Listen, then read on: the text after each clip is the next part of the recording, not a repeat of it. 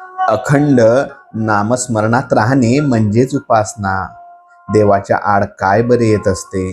आपल्याला देवाची प्राप्ती होत नाही याला वास्तविक आपणच कारण असतो. आपण लोकांना याबद्दल दोष देत असतो, पण इतर लोक त्याच्या आड येत नसून आपण स्वतःच आड येत असतो. हे थोडा विचार केला असताना समजून येईल.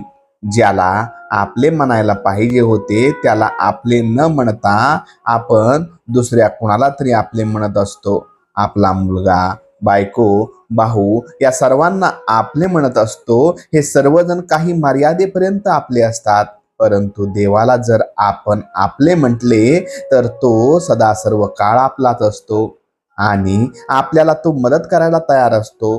तुम्हा सर्वांना द्रौपदीची गोष्ट माहीत आहे ना? आपले भ्रातार आपले रक्षण करतील असे तिला वाटत होते, परंतु त्या कोणाकडून काही होणे शक्य नाही असे तिला दिसले. तेव्हा तिने अनन्यतेने श्रीकृष्णाचा धावा केला आणि तेव्हाच श्रीकृष्ण तिच्याकरिता धावून आले. म्हणजे काय की आपण ज्याला आपले म्हणत असतो ते खरे आपले नसतात. आपण परमात्म्याला आपले म्हणावे.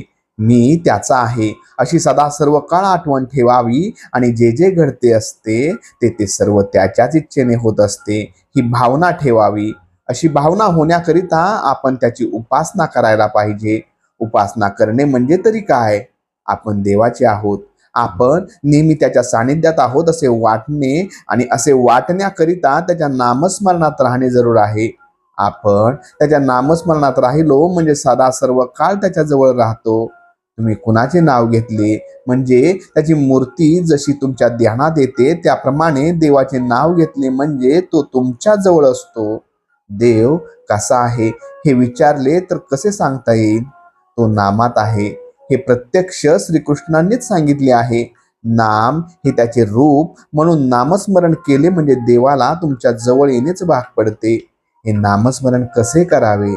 समर्थांनी सांगितले आहे की काहीच न करुनी प्राणी नाम जाप जपे वाणी तेने संतुष्टी चक्रपाणी भक्ता लागी सांभाळी. आपण नाम घेताना काहीच करीत नाही का? आपण त्यावेळी संसाराची काळजी करीत असतोच ना. म्हणजेच त्यावेळी आपण आपली मीपणा ठेवून नामस्मरण करीत असतो. मीपणा रहित जो नामस्मरण करील त्यालाच देव सांभाळीत असतो आणि जो स्वस्थ राहील त्याला योगक्षेम देवच चालवित असतो.